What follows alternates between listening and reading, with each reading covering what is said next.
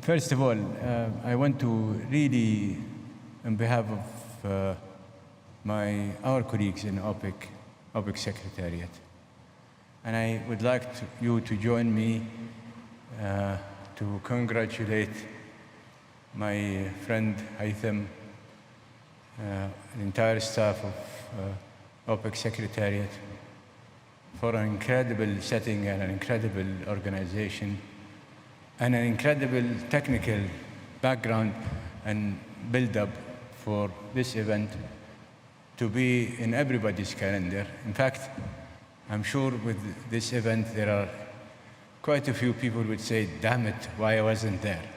So thank you, Haytham and Wazir.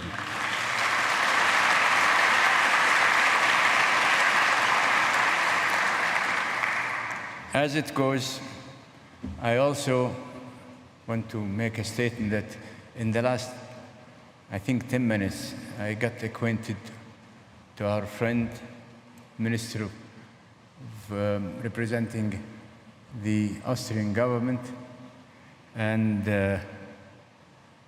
we already go by a first name. I call him Wolfgang, and he called me Abdulaziz. In fact, we're clicking, so to the extent that once I'm done with this speech and he is done with his speech, we have a lot of work to do together and lots of bilateral cooperation that we should attend to. But this is the kind of spirit that we have now, not only as a country and a city that has been inviting and assuring us that as a host country and a host government will do its utmost to enable this organization to survive and work and attend to its function, unhindered by any concern of legal concerns and things like that. And I remember a lot of history where the Austrian government had been extremely supportive and helpful. So again, we're here because your country is beautiful, the city is historic, and more important, the people are welcoming. Thank you.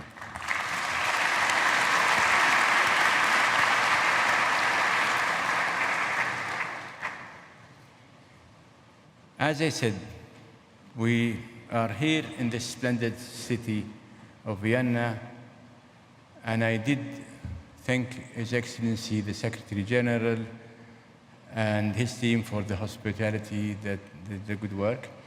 We meet in this historic city in the grandeur, of course, of the Hofburg Palace. All of us have been here for quite a time.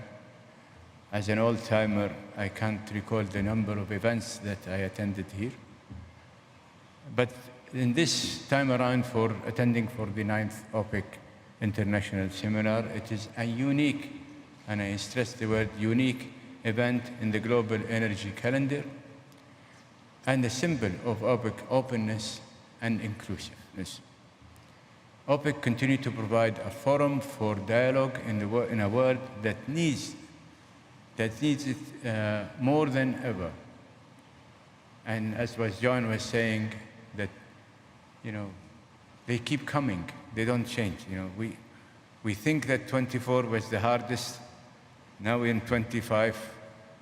We think that 24 was a doddle, especially in these important issues that are with us today and will be with us in the future, such as in all this uncertainty, we should continue be mindful and really focusing, as much as we're trying to focus on the going concern, we really should not lose sight on, again, the energy transition and what it would lead to in terms of maintaining security of energy security, affordability, accessibility, and sustainability. The path to a successful energy transition must be flexible and pragmatic and guided by data, technology, and acceptance of all sources of energy. At the same time, the energy transition must not come at the cost of economic growth and affordability. At all times, the economic circumstances of individual countries must be taken into account. With the global population expected to reach nearly 10 billion and energy demand rising by up to 50% by 2050, the world will need a broad portfolio of energy sources. While coal, ironically, renewable nuclear and hydrogen are expanding, well, it goes without saying, oil and gas will remain essential, particularly in transportation, heavy industries, and in the development of the emerging economies. It is encouraging to see that many countries are now taking a more pragmatic view of the transition, reassessing timeline, adjusting policies, and reaffirming the role of hydrocarbon in supporting energy security, affordability, and competitiveness. We have to be also mindful of that. They are recognizing that the importance of technology, including carbon capture and storage, which will play a pivotal role in meeting climate targets, particularly in sectors where emissions are hardest to abate, while preserving industrial competitiveness. This approach is one that we in the Kingdom have consistently advocated and implemented, the circular carbon economy, as you may remember. Just to remind you that in June 2021, when I was describing the net zero scenario projection, unrealistic sharp decline in oil and gas as a scenario from, some of you remember, I called it the La La Land scenario. I was alone, voicing and unhindered by so-called political correctness. At that time, I received, as many of you remember, a lot of criticism. But I honestly felt it was my duty to raise the voice loud and warn that if we continue in this unrealistic path, the world will be sleepwalking into an energy crisis. There is an important lesson of all of this. People can take pride I read a lot of Jane Austen, so I try, and I owe her a lot in improving my English, if it is improved anyway. But people do usually take pride of their opinion, but should not hold prejudice against other people's opinion. So we in Saudi Arabia have been consistent, not only in our messaging, but also in our policy implementation and delivery on the ground. So if you believe it, you have to execute it. And if you execute it, you have to do it properly. And if you fail and you don't succeed, you have to recoil, pause, recoil, adjust, and move on. Economics and innovation is not an ideology, to be honest.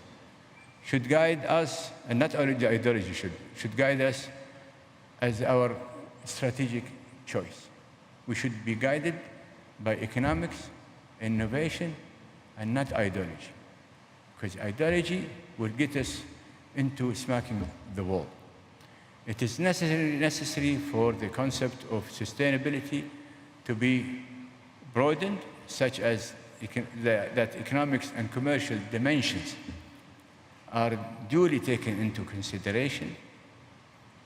Energy security today is also ensuring that the power of the grids are reliable, resilient in the supply chain for critical minerals are secured.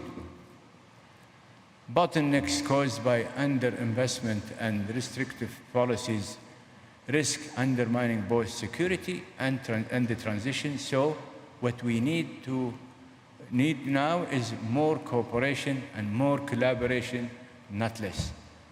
We cannot afford being fragmented.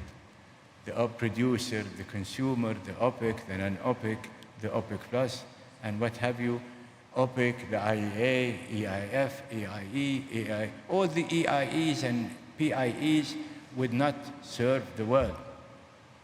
What serves the world is a cohesive, collaborative scheme that recognizes that none of us, and I mean it, none of us will afford the time we realize that we have gone and run out of energy, simply because of a demagogic attitudes towards how we interrelate to each other.